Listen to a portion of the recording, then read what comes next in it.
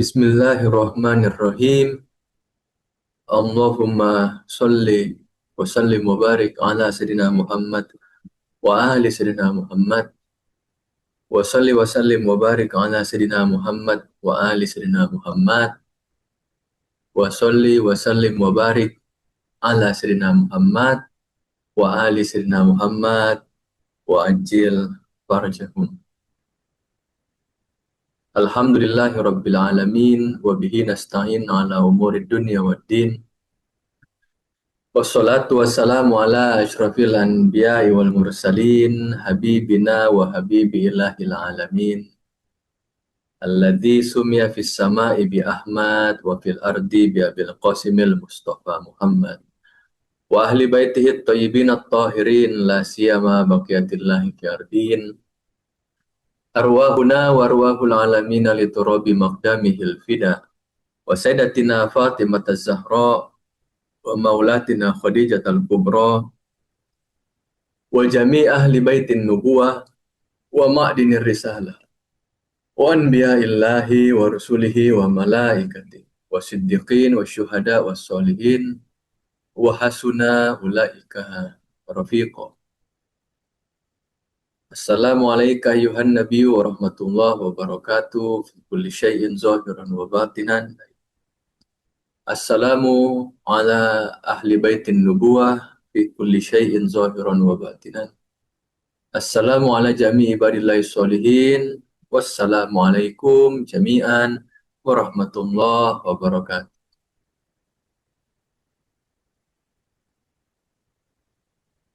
Alhamdulillah, segala puji ungkap syukur atas seluruh nikmat karunia, rahmat pemberian Allah Subhanahu wa taala yang dengannya kita bisa membersamai lagi kajian subuh ya, hari-hari akhir di bulan suci Ramadan tahun ini. Teriring solawat ungkap cinta kita pada Rasulullah Muhammad Sallallahu Alaihi Wasallam dan keluarganya yang disucikan. Para pemirsa Majulah Hijabi TV dimanapun berada, pada pertemuan kali ini saya akan berbagi ya, atau sedikit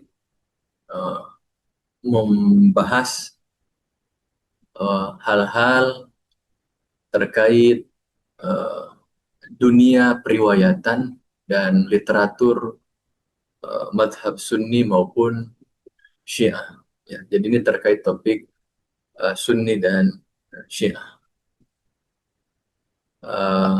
Tapi sebelum masuk ke situ kita refleksi ya, sedikit tentang apa yang terjadi belakangan ini ya, pasca kesyahidan Sayyid Ali Khamenei Quddisa sirruh. Semoga Allah membahagiakan beliau dalam seluruh kehidupan dan perjalanannya.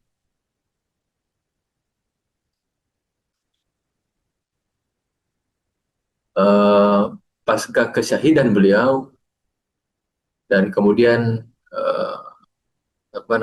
berlanjut ya perang Iran terhadap Amerika dan Israel. Masyarakat dunia kemudian seakan terbangun dari tidurnya dan menyoroti istilah Syiah itu ya. Karena Syiah diidentikan dengan Iran ya. Walaupun sebenarnya di Iran sendiri ada mazhab-mazhab yang lainnya, bahkan ada agama yang lain, dan mereka di sana hidup dengan saling menghargai, saling menghormati, ya, toleransi antar sesama. Bahkan beberapa hari yang lalu eh, 660 ulama Sunni secara resmi menyatakan dukungannya terhadap pemerintah Iran, Republik Islam Iran, dan ungkap bela sungkawa mereka yang teramat mendalam pada Asy-Syahid Sayyid Ali Khamenei Quddisasir. Nah, satu di antara yang menarik dari fenomena setelah penyerangan itu adalah orang-orang kemudian apa namanya ramai ya, isu tentang Sunni Syiah, tentang apa sih Syiah itu, ya, apa itu ajaran Syiah dan sebagainya. Ya, walaupun secara singkat ya, Syiah adalah, ya, ini secara definisi kemashaban, bahwa Syiah adalah orang yang kaum muslimin umat Islam yang mengakui otoritas, ya, otoritas suci dari Ahlul Bait Nabi Muhammad Shallallahu Alaihi Wasallam yang dianggap sebagai yang diyakini sebagai penjaga dan penerus ajaran Rasulullah Shallallahu Alaihi Wasallam, baik itu dalam hal akidah, ya, keyakinan, i'tiqad, hukum-hukum agama, fikih, akhlak, dan juga sebenarnya ar-ru'ya al-kauniyah, ya, pandangan hidup, pandangan dunia.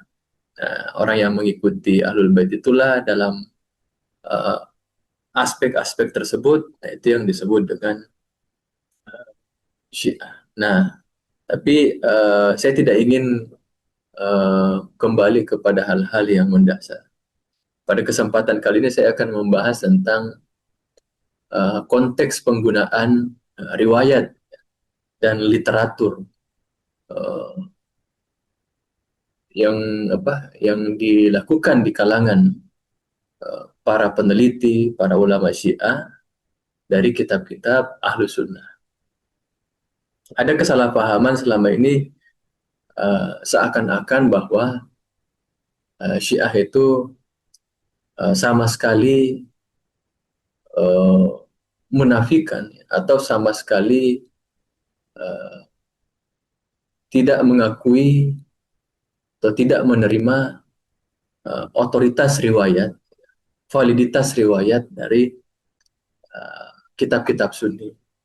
Bahkan ada kesan bahwa seakan-akan literatur Ahlu Sunnah itu ya tidak punya tidak punya bobot epistemologis, ya, di mata Syiah gitu. Padahal ini adalah kesalahpahaman dikarenakan uh, tidak melihat, ya, secara utuh uh, data dan kompleksitasnya, ya, data yang ada, ya, atau fakta-fakta yang ada,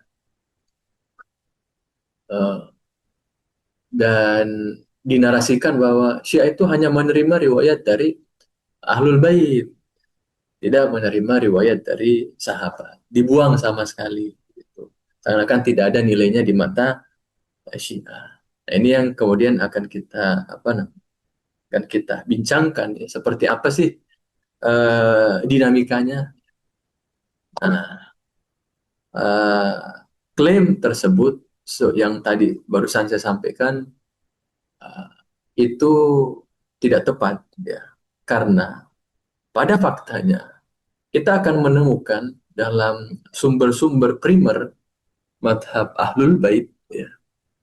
Saya sebut saja misalnya kitab Amali Al-Mufid, ya, salah satu dari kitab hadis primer di kalangan Syiah. Itu kita akan menemukan riwayat-riwayat dari para sahabat, ya. Riwayat-riwayat yang sanadnya bersambung kepada para sahabat, ya. Seingat saya kita sebut misalnya Ibnu Abbas, ya. Kita sebut misalnya Ibnu Umar, ya. Bahkan di sumber-sumber primer Syiah juga ada uh, hadis riwayat dari istri Nabi Shallallahu Alaihi Wasallam. Misalnya di kitab Tahzibul Ahkam ada riwayat dari Ummul Mukminin Aisyah. Dan seingat saya sanadnya sahih itu. Dan itu masuk dalam bab tentang hukum ya, bab tentang fikih. Gitu. Nah, inilah contoh kesalahpahaman itu. Jadi tidak benar bahwa kalau Syiah sama sekali membuang riwayat, tidak mengakui otoritas riwayat Ahlus Sunnah atau juga termasuk perawi-perawi dari kalangan Ahlus Sunnah. Nah, itu tidak tepat. Ya. Atau kita ambil misalnya hal yang sederhana dalam ilmu hadis Syiah. Ya. Uh, Kalau kita lihat mustalah hadis Syiah, ya, dalam pembagian hadisnya ya, taksimul hadis itu, pembagian jenis apa, derajat atau kualitas hadis. Syiah juga punya hadis ya, yang disebut dengan hadis muwasak. Hadis muwasak. Jadi ada hadis sahih, ada hadis hasan, ya, ada hadis muwasak, ada hadis yang doif. Nah, sederhananya hadis muwasak ini adalah hadis yang diri ini secara sederhana ya. Hadis yang diriwayatkan oleh uh, perawi-perawi apa hadis-hadis yang diriwayatkan oleh perawi Imamiyah, tapi dalam sanadnya juga ada perawi-perawi di luar Syiah Imamiyah. Katakanlah misalnya Ahlus Sunnah atau yang disebut kalau dalam kajian itu ammah, mukhalifin gitu. Atau dari mazhab-mazhab yang lain yang mana mereka ini statusnya kredibel begitu. Nah, dari sini saja menunjukkan bahwa perawi Ahlus Sunnah pun sebenarnya diterima kredibilitasnya di kalangan periwayatan hadis-hadis Syiah begitu. Ini yang disebut dengan hadis muwasak begitu. Ini untuk menepis kesalahpahaman ya saudara-saudara kita yang mungkin ya karena belum memahami seutuhnya jadi menyimpulkan secara keliru. Gitu. Lalu bagaimana sih kemudian apa namanya?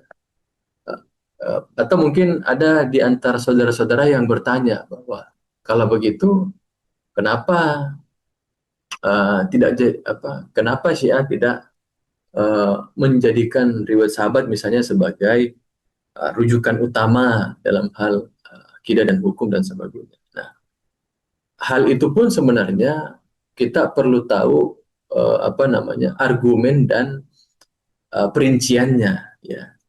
Karena begini, saya kira baik Sunni maupun Syiah dan juga mungkin ada literatur kaum muslimin yang lainnya itu mengakui hadis sokol lain gitu, yaitu bahwasanya Rasulullah SAW mewasiatkan tentang untuk mengikuti Al-Quran dan Ahlul Bait dan Aitrah Ahlul Bait Nabi SAW. Nah, tapi kan kemudian ada pemaknaan, ya, ada perbedaan pemaknaan. Apa sih batasan Ahlul Bait itu? Apa sih yang dimaksud Itrah itu dan seterusnya. Nah, jadi Syiah dalam konteks ini uh, mengutamakan, menjadikan sebagai hadis-hadis Ahlul Bait sebagai rujukan utama itu bukan tanpa alasan. Itu bukan karena apa namanya um, perasaan subjektif ya tanpa argumen ya bukan.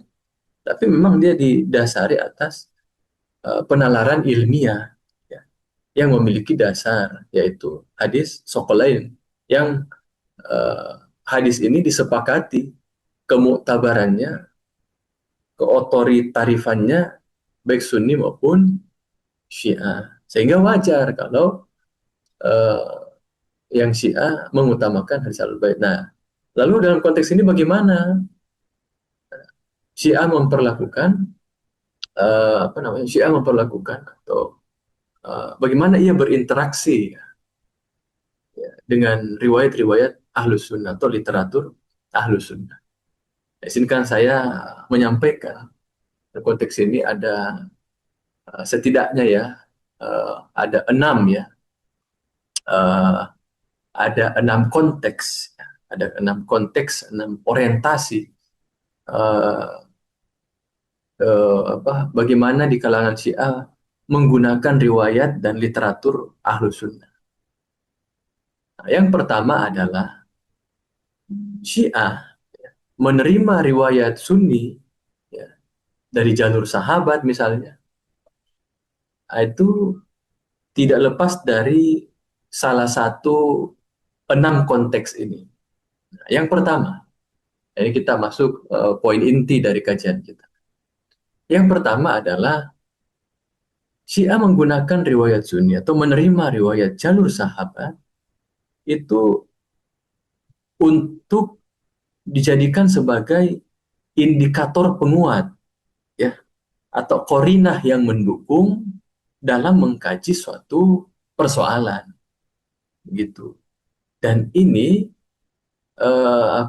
penguat, ya, indikator penguat yang dimaksud di sini tidak selalu bermakna menguatkan riwayat yang sudah ada dalam jalur Ahlul Bait. Bukan hanya itu makna penguat di sini, tapi juga penguat di sini, indikator penguat di sini bermakna untuk apa? Untuk menyusun puzzle-puzzle dalam menentukan probabilitas, dalam menentukan probabilitas. Karena ketika kita berbicara berbicara sejarah, berbicara validitas, berbicara kajian historis, ya, kajian hadis, ya, itu tidak selalu tentang kepastian, tapi juga apa? Tapi juga tentang probabilitas. Ya. Kita menentukan mana dari sekian probabilitas yang ada, berdasarkan data-data yang ada, berdasarkan indikator yang ada, yang paling kuat. Ya. Mana di antara probabilitas itu yang paling masuk akal, yang paling memungkinkan, yang paling rasional, yang tidak mengandung atau meminimalisir hal-hal yang sifatnya kontradiktif, gitu. Jadi apakah si menggunakan? Iya, menggunakan dalam konteks untuk menjadi apa? Untuk menetapkan seperti menyusun puzzle-puzzle dalam seperti menyusun puzzle-puzzle dalam uh, suatu persoalan, begitu. Nah, dalam metodologi dalam metodologi penelitian historis, dalam metodologi kajian riwayat, ya, berbagai data yang bersumber dari jalur yang berbeda, misalnya Sunni, Syiah, atau misalnya Zaidiyah, atau misalnya dari jalur Ibadi dan yang lainnya, itu dapat meningkatkan apa? Probabilitas kebenaran. Dan probabilitas kebenaran ini dari data-data yang ada. Kalau dia saling bersesuaian atau dia saling relevan, maka itu bisa dijadikan indikator. Nah, itu konteks penggunaan yang pertama. Nah, eh, yang kedua adalah eh, dalam konteks apa? Dalam konteks berargumen, ya, dalam konteks menyampaikan argumen yang mana sebenarnya untuk mencari titik temu juga sekaligus, ya. Karena uh, misalnya sebagian orang masih menuding bahwa melontarkan tuduhan bahwa apa yang diamalkan, apa yang diyakini dalam mazhab Ahlul Bait, ya, dalam Syiah itu lebih kepada karangan-karangan, ya. Tidak bisa dipertanggungjawabkan sumbernya dan seterusnya. Nah, padahal dalam tradisi keilmuan Syiah, Syiah memiliki metodologi yang ketat, ya. Bahkan ada dinamika dalam metodologi itu. Makanya nanti dalam kajian hadis Syiah ada beberapa manhaj, ya, ada beberapa metodologi, dan ada beberapa mabani, ya. Mabani ini maksudnya fondasi-fondasi atau prinsip-prinsip, ya, yang dijadikan dasar untuk meneliti atau paradigma tertentu. Nah, tapi untuk meyakinkan saudara-saudaranya dari ahlu sunnah bahwa jadi Syiah seakan ingin menegaskan, ya mazhab Ahlul Bait ingin menegaskan bahwa apa yang kita yakini ini bukan hanya tercatat di referensi kami, ya, tetapi juga ada dalam kitab-kitab ahlu sunnah. Nah, dalam hal ini, poin kedua adalah Syiah menerima riwayat Sunni, ya, misalnya dari jalur sahabat. Itu dalam konteks apa? Berhujjah. Agar hujjah yang disampaikan itu hujjah yang dapat diterima menurut standar ahlu sunnah. Seperti itu. Karena faktanya ada ajaran-ajaran, ada keyakinan, ada amaliyah yang diyakini oleh Syiah atau mazhab Ahlul Bait, ya, itu secara sanad, ya, secara apa namanya, jalur periwayatannya itu sahih di sisi ahlu sunnah, atau jika ditimbang berdasarkan metodologi ilmu hadis ahlu sunnah. Kita sebut misalnya Syiah meyakini bahwa uh, Syiah meyakini bahwa hadis Qudirkum. Nah, hadis Qudirkum ada di kitab-kitab Syiah, ada di kitab Al-Kafi dan di kitab-kitab yang lainnya. Nah, tetapi hadis Qudirkum yang mengandung pesan otoritas Imam Ali bin Abi Thalib itu justru banyak juga tercatat di kitab-kitab Ahlu Sunnah. Tuh. Atau misalnya contoh lain. Misalnya Syiah meyakini ketinggian ilmu Ahlul Bait. Syiah meyakini uh, apa uh, otoritas Ahlul Bait gitu. Nah, apakah itu hanya ada di kitab Syiah? Tidak. Justru hadis-hadis dari jalur Ahlu Sunnah mengkonfirmasi hal yang sama. Saya beri contoh misalnya tentang perkataan Imam Hasan Al-Mujtaba. Ya. Perkataan Imam Hasan Al-Mujtaba, imam kedua dalam madhab Ahlul Bait, ya, dari silsilah 12 imam. Imam Hasan pasca syahidnya Amirul Mukminin Imam Ali bin Abi Thalib yang beberapa hari lalu kita peringati, itu dalam pernyataannya, ya, pasca syahid ayah beliau Imam Ali, beliau menyatakan bahwa telah pergi, ya, seorang lelaki yang ilmunya tidak mampu diraih atau dilampaui oleh orang-orang terdahulu dan orang-orang yang akan datang kemudian. Dan ini pernyataan Imam Hasan ini tercatat dalam kitab-kitab muktabar Ahlus Sunnah dan diriwayatkan dengan sanad yang kuat. Salah satunya tercatat di kitab, seingat saya, Musnad Imam Ahmad bin Hambal, atau dalam kitab Fadailus Shahab gitu. Nah, Syiah meyakini superioritas, ya, atau ya, superioritas ilmu Ahlul Bait itu bukan hanya berdasarkan hadis dari jalur Ahlul Bait di kitab-kitab Syiah, tapi juga dari itu tadi bukti-bukti dari kitab Ahlus Sunnah. Atau contoh lain misalnya, ya, Syiah meyakini 12 imam gitu, bahwa ada 12 otoritas suci, ya, pasca Nabi Muhammad Shallallahu Alaihi Wasallam. Apakah itu murni klaim Syiah? Nah, ternyata faktanya tidak. Bahkan dalam Sahih Bukhari, dalam Sahih Muslim, ada riwayat-riwayat yang menunjukkan hal yang sama. Walaupun versi di Bukhari dan Muslim tidak menspesifikkan nama-nama 12 itu.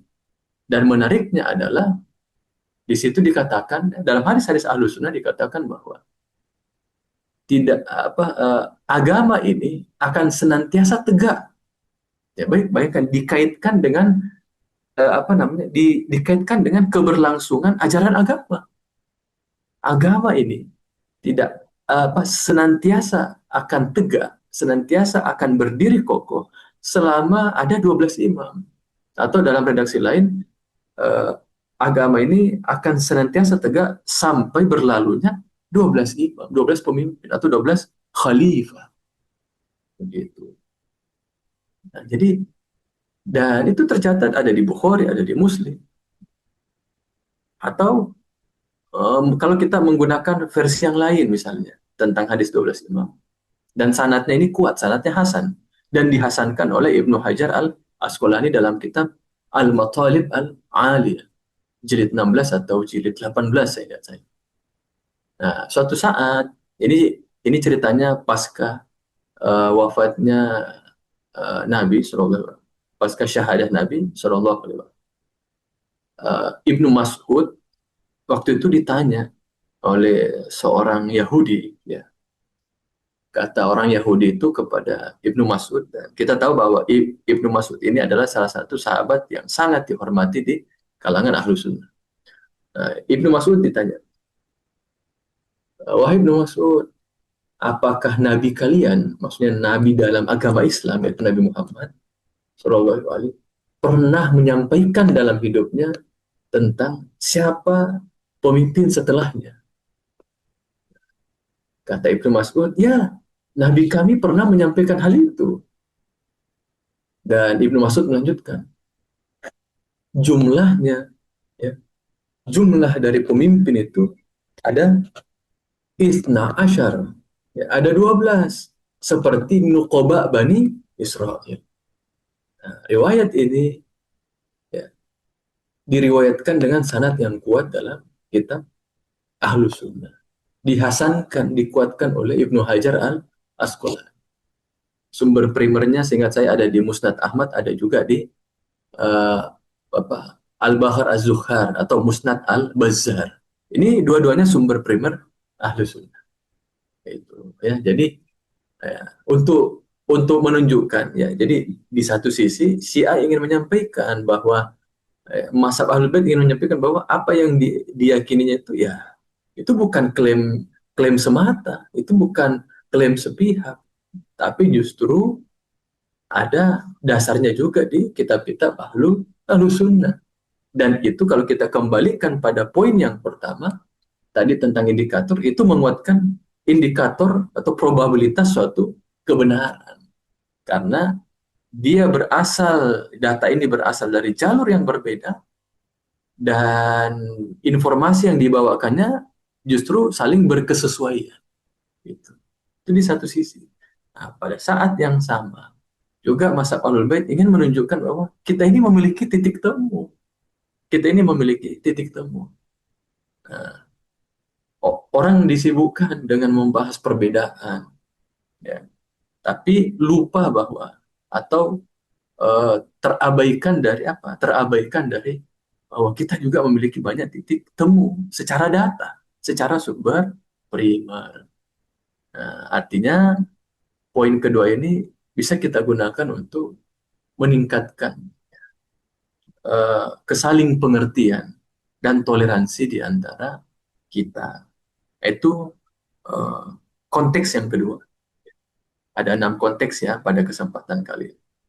Nah, konteks yang ketiga adalah jika jadi dalam dalam hal apa sih kok Syiah uh, alih-alih menjadikan Ahlul Bait sebagai rujukan primer mutlak, tapi kok masih menerima lewat jalur sahabat dan sebagainya. Nah, poin ketiga adalah kalau substansi dari riwayat Ahlus Sunnah itu tidak bertentangan dengan riwayat Ahlul Bait, yang mana Ahlul Bait ini memang memiliki otoritas dalam hadis-hadis Nabi Shallallahu Alaihi Wasallam. Jadi kalau substansi riwayat dari jalur sahabat itu, kalau substansi riwayatnya tidak bertentangan dengan jalur Ahlul Bait, maka ia diterima sebagai suatu kebenaran. Gitu. Selama itu tidak bertentangan. Gitu. Nah, dari sini kemudian muncullah satu kaidah dalam kajian komparatif. Dalam kajian komparatif, apa namanya? Dari sisi mazhab Ahlul Bait. Yaitu apa?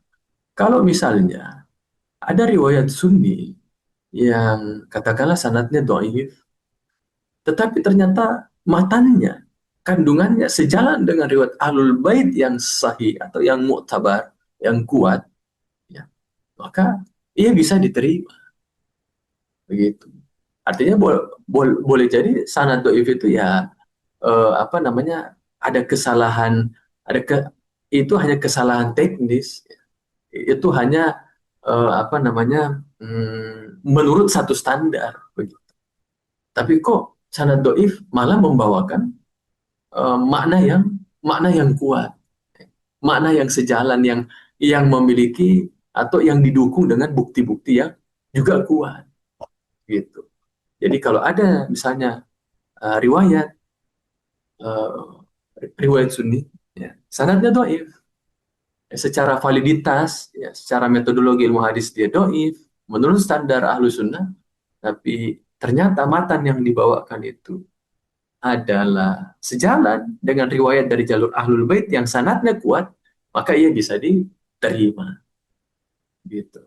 Nah, itu konteks yang apa namanya, konteks yang ketiga. Atau dalam konteks ketiga ini saya berikan contoh, misalnya ada riwayat-riwayat ahlul bait, ada riwayat-riwayat keutamaan ahlul bait, otoritas ahlul bait yang diriwayatkan, ya katakanlah sanadnya lemah kalau menurut kajian sanad di ahlus sunnah. Tetapi ternyata hadis-hadis itu sejalan dengan riwayat-riwayat sahihnya Syiah, maka dia menjadi satu kebenaran, ya. Misalnya, seingat saya dalam kitab Hilyatul Aulia atau kitabnya juga Al-Khatib Al-Baghdadi, ya, dan kitab-kitab yang lainnya, ada riwayat yang jelas-jelas di situ Rasulullah Shallallahu Alaihi Wasallam mengatakan bahwa barang siapa, ya, barang siapa yang ingin hidup seperti hidupku, uh, apa, wafat seperti wafat atau syahid seperti syahid, dan ingin dimasukkan ke dalam surga yang sudah dijanjikan Allah Subhanahu Wa Taala, maka apa? Berwilayahlah, ya. Berwilayah, bertawallilah kepada Amirul Mukminin Imam Ali bin Abi Thalib dan keturunannya, karena sesungguhnya mereka tidak akan mengeluarkan kalian dari kebenaran. Nah, ayat ini ada di Ahlus Sunnah, ya. Mungkin diantaranya diriwayatkan dengan sanad yang lemah, tetapi menariknya sejalan dengan riwayat-riwayat yang sahih dalam jalur Ahlul Bait begitu. Bahkan saya menemukan ada redaksi yang hampir sama, ya, hampir sama. Jadi kandungan apa, kata yang digunakan itu hampir sama seluruhnya, atau atau substansinya sama. Ternyata riwayat yang apa tentang berwilayah tadi itu kepada para imam ahlul bait dan bahwasanya mereka dijamin tidak akan mengeluarkan orang dari petunjuk dan kebenaran. Nah, riwayat yang sama tercatat di kitab hadisnya ahlul bait, ya, Syiah, yaitu kitab Basairud Darajat. Ya. Itu salah satu sumber primer dalam mazhab ahlul bait gitu. Nah, ini contoh-contoh, ya, contoh-contoh.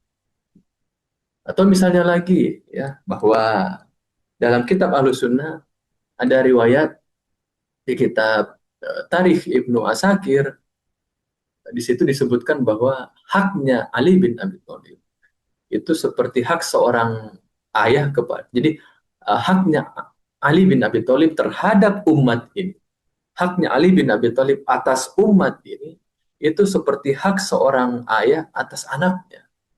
Gitu. Nah, riwayat ini menariknya tercatat dalam kitab Ahlus Sunnah, yaitu Tarikh Ibnu Asakir. Tapi mungkin ya, walau alam saya belum teliti secara khusus, tapi barangkali itu doif. Tapi justru sejalan dengan riwayat yang ada di kitab Syiah, ya. Hal yang sama, ya, kandungannya sama. Seingat saya tercatat di kitab Amali Tusi atau Amali Mufid. Nah, itu poin ketiga. Poin ketiga. Nah, poin keempat, Ini walaupun rada-rada mirip, tetapi ini penekanannya dari sisi historisitas ya, bahwa Syiah menerima riwayat dari Sunni, literatur Sunni itu sebagai bukti apa? Ada kesepakatan atau ada pengakuan historis lintas mazhab, begitu. Pengakuan pengakuan historis lintas mazhab, yakni apa namanya? Jadi ini kalau kita dalam kajian historis kan kita juga perlu misalnya kita menilai bahwa kapan sih suatu riwayat itu populer, misalnya pada abad keberapa, di daerah mana, atau kapan penyebarannya dan seterusnya, itu kan ada kajian khusus. Nah, ketika ada hal yang sama ya, yang tercatat dalam riwayat Sunni maupun dalam riwayat Syiah, itu menunjukkan bahwa hal itu ya, misalnya pada abad kedua atau abad ketiga Hijriah, nah, hal itu ternyata bukan hanya dikenal dalam komunitas Ahlul Bait waktu itu, bukan hanya dikenal dalam komunitas Syiah Ahlul Bait waktu itu, tapi narasi tersebut sudah menyebar di kalangan Ahlus Sunnah waktu itu. Nah, itu. Dan itu kemudian tercatat secara turun-temurun, dipertahankan. Nah, itu konteks keempat. Ya, itu poin yang ingin ditekankan dalam konteks penggunaan riwayat Sunni di kalangan Syiah. Nah, selanjutnya adalah uh, poin kelima. Ya. Nah, ini yang menarik soalnya di poin kelima ini, uh, yaitu kenapa sih uh, Syiah menggunakan riwayat Sunni? Kenapa mereka masih menerima literatur Sunni atau jalur sahabat? Nah, dalam poin kelima ini dijelaskan bahwa ini ada relevansinya dengan satu prinsip, ya, satu kaidah dalam kajian sejarah, yaitu prinsip criterion ya, of dissimilarity, ya. Atau ada juga yang mengungkapkannya dengan istilah criterion of embarrassment, ya. Bukan uh, embarrassment, ya, embarrassment. Jadi ada yang menyebutnya criterion of dissimilarity, ada juga yang menyebutnya dengan criterion of embarrassment. Apa inti? Apa inti dari kaidah ini? Apa inti dari prinsip ini dalam dalam kajian sejarah, dalam kajian historis? Ya. Inti dari prinsip ini adalah ketika suatu informasi atau ketika suatu narasi dimuat, dicatat, atau dipertahankan dalam sumber-sumber pihak yang justru menolak narasi itu atau yang tidak meyakini informasi itu, maka itu indikator kuat bahwa narasi itu memang benar adanya. Narasi itu memang betul-betul ada dalam sejarah. Atau dalam bahasa lainnya, inti dari prinsip ini adalah, ini kalau diungkapkan dengan ungkapan yang lain, jika suatu narasi atau jika suatu informasi disampaikan, dicatat, dipertahankan, didokumentasikan, diabadikan, bahkan oleh pihak yang dirugikan atau tidak diuntungkan dengan informasi itu, narasi itu, nah itu pertanda kuat bahwa memang kemungkinan besar probabilitasnya bahwa narasi itu benar terjadi secara historis. Nah, ini berlaku dalam kajian sejarah, gitu. Jadi bagaimana mungkin orang yang menolak, ya, kelompok yang menolak narasi itu, kelompok yang justru tidak diuntungkan oleh narasi itu, malah tercatat, ya, menyebar dalam komunitas mereka, disampaikan secara oral dan tertulis. Gitu. Contohnya misalnya, contoh misalnya apa, uh, ketegangan yang terjadi antara uh, apa uh, Ahlul Bait Nabi Shallallahu Alaihi Wasallam dan sahabat waktu itu, ya, sahabat-sahabat tertentu waktu itu. Bahkan kita tahu dalam sejarah, dan ini tercatat dalam kitab Ahlussunnah, diriwayatkan secara sahih, misalnya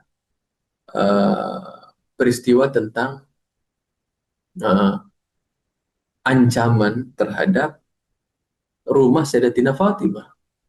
Nah, saudara-saudara Ahlussunnah mungkin sebagiannya tidak meyakini itu, ya, malah justru ingin menafikan hal itu, ya, atau mungkin merasa tidak sejalan dengan prinsip mereka, atau apa dengan alasan yang lainnya. Nah, tapi menariknya justru narasi tersebut tercatat, terabadikan, dan bukan hanya satu dua kitab, tapi ada beberapa kitab yang mencatat.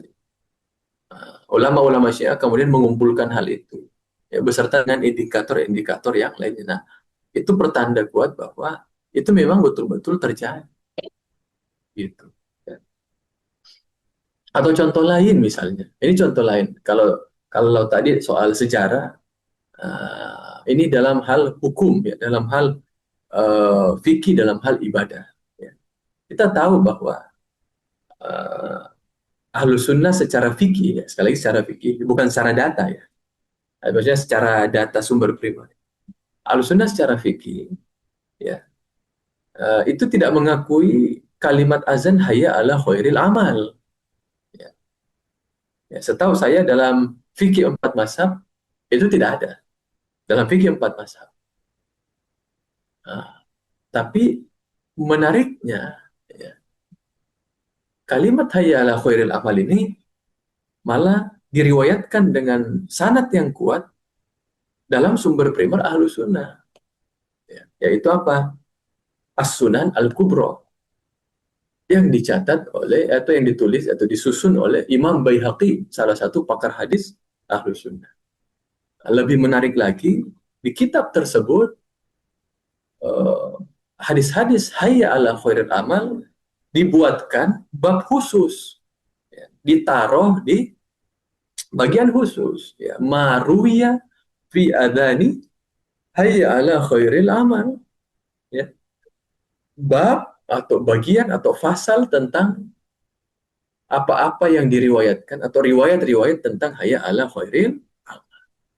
Nah, misalnya di situ dikemukakan bahwa anaknya Umar, yaitu Ibnu Umar, Abdullah bin Umar, ya, justru mengamalkan hal tersebut.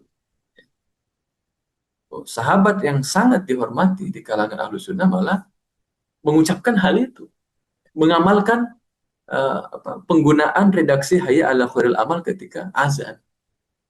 Nah, ini menunjukkan bahwa itu indikator kuat bahwa memang itu yang benar, atau itu yang memang diamalkan masyarakat Madinah pada waktu itu.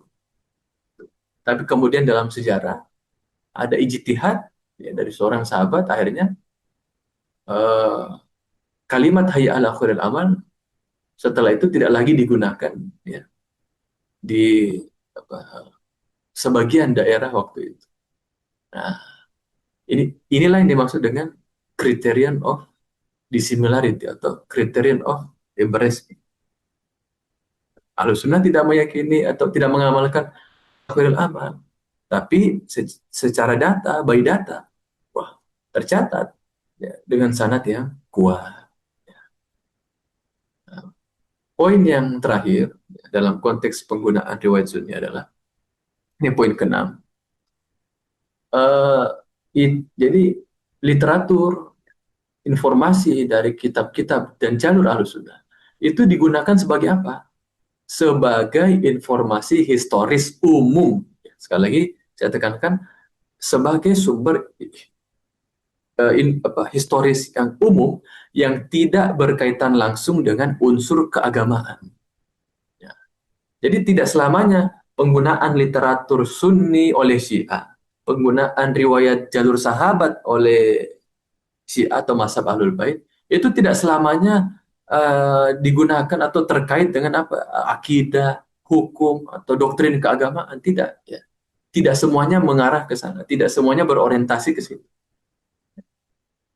Sebab banyak riwayat yang bersifat deskriptif, ya, atau banyak informasi yang sifatnya deskriptif di kalangan Ahlus Sunnah. Ya. Yang dimaksud deskriptif ini misalnya apa? Misalnya menceritakan peristiwa sejarah atau kondisi sosial, kondisi politik, ya, lingkungan waktu itu, atau kronologi kejadian.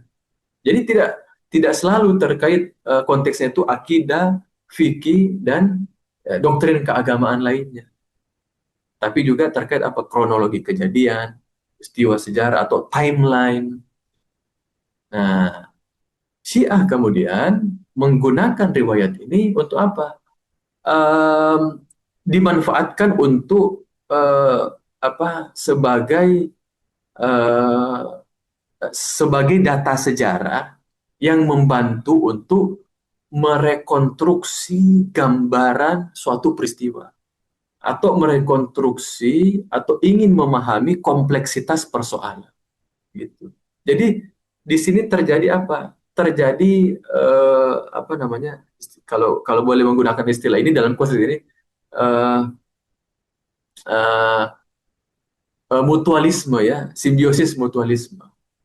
Dalam arti bahwa eh, kabar-kabar deskriptif, ya, informasi deskriptif dari kitab Syiah kemudian dipadukan dengan eh, data sejarah yang juga sifatnya deskriptif dari kitab Sunni. Nah, ini dua hal ini kemudian digunakan untuk apa? Untuk merekonstruksi suatu gambaran kejadian atau ingin untuk menyingkap persoalan untuk menyingkap kompleksitas suatu persoalan yang sedang dikaji gitu. Jadi saling melengkapi maksudnya. Ya, saling melengkapi. Nah, jadi tidak semuanya terkait dengan hal-hal yang sifatnya keagamaan secara langsung. Nah, apa contohnya? Ya, misalnya, ketika kita ingin tahu eh, ketika kita ingin tahu apa sih eh, yang apa, eh, seperti apa sih kondisi pada masa Imam Hussein waktu itu? Seperti apa sih kekacauan yang terjadi di zaman dinasti Umayyah waktu itu? Seperti apa sih konteks fitnah kubro di masa sahabat Khalifah Utsman bin Affan? Nah, ini tidak cukup direkonstruksi hanya dengan satu jalur, karena boleh jadi dalam topik-topik tertentu informasi yang dibawakan oleh satu mazhab, ya, satu pihak itu terbatas juga, bahkan sangat terbatas, sehingga perlu apa namanya kesilangan di sini, perlu ada kesaling keterpautan antar informasi begitu. Nah, apa inilah 6 poin konteks penggunaan dan penerimaan, ya, riwayat dan literatur Sunni, ya, oleh kalangan mazhab Ahlul Bait atau para ulama dan para peneliti Syiah. Nah, semoga dengan ini dan juga dengan contoh-contoh lain, ya, walaupun sebenarnya masih banyak contoh-contoh apa yang menarik, ya, titik temu dan sebagainya. Itu yang bisa diungkapkan. Terkait titik temu pun, ya, di kalangan Syiah sudah ada proyek tentang silsilah, ya, silsilah itu artinya serial, ya, serial penerbitan hadis-hadis tematik, ya, hadis-hadis yang sifatnya tematik, tapi tematik ini menarik, ya. Jadi contoh misalnya hadis tentang tema akhlak. Nah, sudah ada proyek, ya, proyek penerbitan, ya, serial. Jadi hadis-hadis akhlak itu dikumpulkan dari jalur Sunni maupun Syiah, ya, dari jalur Sunni maupun Syiah. Bahkan yang redaksinya sama. Nah, itu sebagiannya bisa di download gitu. Misalnya kata kuncinya apa? Al-akhlak indal fariqain misalnya. Akhlak dalam dua mazhab atau indal indal madhabain misalnya. Atau al-ahlaf fi ahadits as-sunnah wa syiah. Itu kita bisa searching ya, pakai bahasa Arab, terus ditambah di belakangnya PDF, ya insya Allah nanti keluar ya link-link PDF yang menunjukkan hal itu. Jadi sudah ada proyek, bahkan ada proyek misalnya hadis-hadis yang hadis tematik yang tentang Imam Mahdi dari jalur-jalur Sunni maupun Syiah. Ada titik-titik kesamaan dan seterusnya. Kan kalau begini kita mau memahaminya dengan ilmiah, dengan kepala dingin ya, bukan dengan konfrontatif ya, bukan dengan semangat ingin menjatuhkan, bukan dengan semangat ingin meminggirkan saudara-saudara kita, tapi dengan semangat apa? Kita ingin tahu apa sih dasarnya mereka, apa sih yang membuat mereka meyakini itu, atau jangan-jangan ternyata sumbernya ada juga di sumber kami misalnya. Nah, ini kan enak kalau seperti ini. Ini salah satu cara agar kita bisa saling pengertian, ya, toleransi, memahami, agar perbedaan itu tidak dikelola menjadi perpecahan, ya, agar perbedaan pendapat itu, perbedaan mazhab itu tidak harus berujung pada permusuhan, gitu, ya. Kita bisa beda, tapi dengan tetap menjaga solidaritas, tetap menjaga persatuan.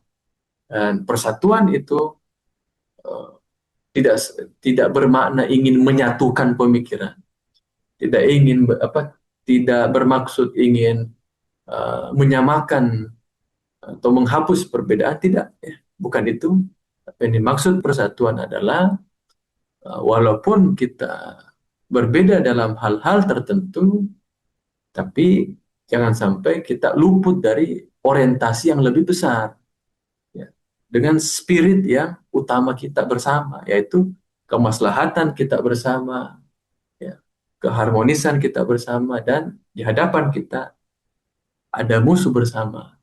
Nah, dalam konteks ini, baik Sunni maupun Syiah dan mazhab-mazhab lainnya menghadapi musuh besar bersama, yaitu kelompok penjajah, ya, musuh kemanusiaan seluruhnya, ya, yaitu Zionis Israel, yang sampai ributnya umat Islam, perpecahan umat Islam itu malah menguntungkan atau memuluskan agenda-agenda musuh-musuh, begitu.